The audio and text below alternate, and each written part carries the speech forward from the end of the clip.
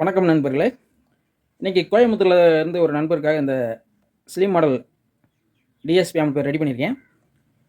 இது கஸ்டமருக்கு இன்றைக்கி டெலிவரி கொடுக்கணும்.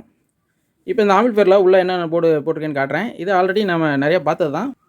இப்போ இந்த ஆம்பிள்ஃபயரில் உள்ளே என்ன போர்டு போட்டிருக்கேன்னா, எப்பயும் போல் FT003 DSP mini decoder use பண்ணியிருக்கேன். ஐசியை பொறுத்தளவுக்கு STK4191 டிடெக் மாடலில் சப்பூப்பருக்கு மோனோ பண்ணி யூஸ் பண்ணியிருக்கேன். மற்ற 5 சேனலுக்கு STK 5 சேனலில் STK யூஸ் பண்ணியிருக்கேன்.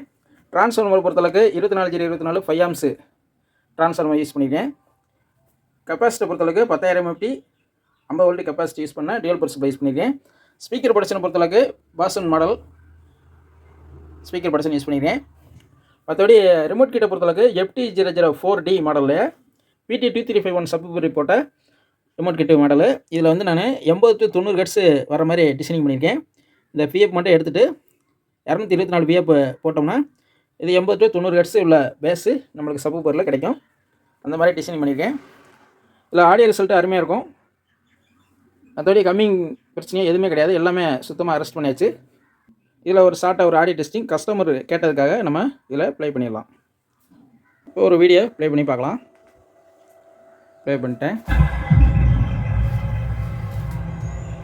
டால்பி